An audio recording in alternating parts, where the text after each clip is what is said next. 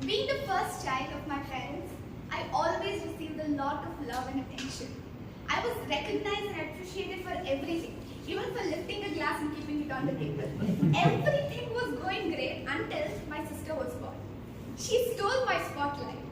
After some serious self-introspection, which all psychology students do, I realized that all my insecurities started here. If I look back, as a child, all I remember is my sister was prettier than me, fairer than me, better at academics, everyone preferred her, and I perceived I was a defective piece no one needed. I'm not saying my parents are bad, nor my relatives were. I was too little to understand that she needed attention and they still loved me. I would become a future psychologist for a moment and say, kids can't interpret an adult's mind. They believe what they see. So you got to put in that extra efforts to make them understand emotions.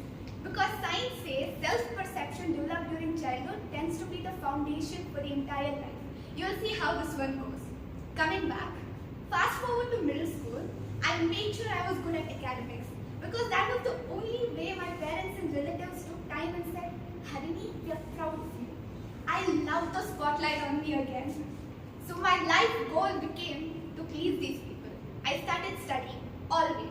I didn't go out on vacations much. I didn't have friends to hang out with because I was boring. I had associated having fun with time waste. I could barely say no for an answer fearing rejection. I thought my identity was being good at studies. As you can clearly see, I had some serious self-image issues. So much so that when I came to know a guy like me in high school, I stood in front of the mirror, laughing and saying, how can a guy like a girl like me? What's wrong with him? Right after my 10th standard, there was lockdown.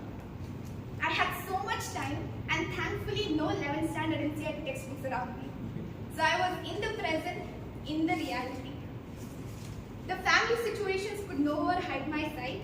I realized that all this while I was struggling to please undeserving people at the cost of my mental health. Is being good at studies even an identity?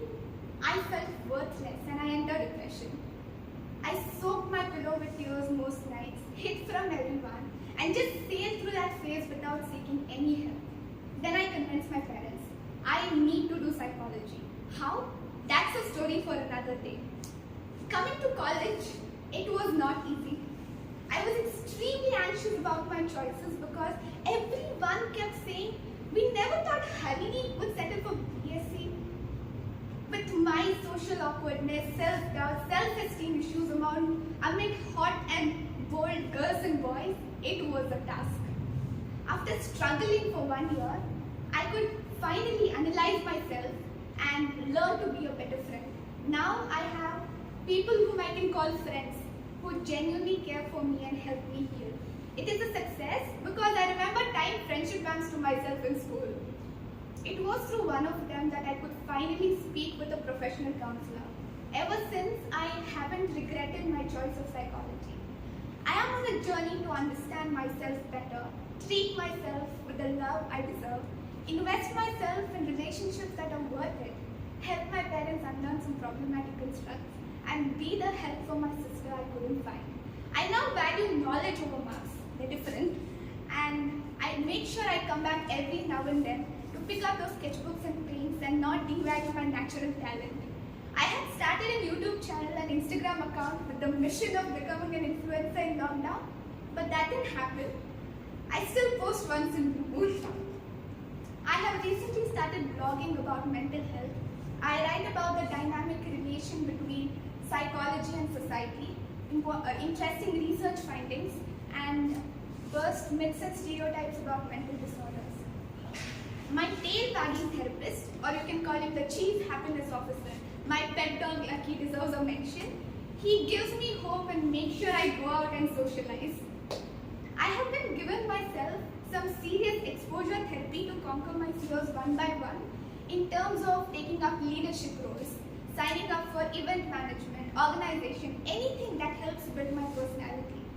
Joining Toastmasters is one such attempt to develop the ability to convey my thoughts effectively and help people embrace authenticity. I won't say me then and me now are like chalk and cheese. I am a work in progress. All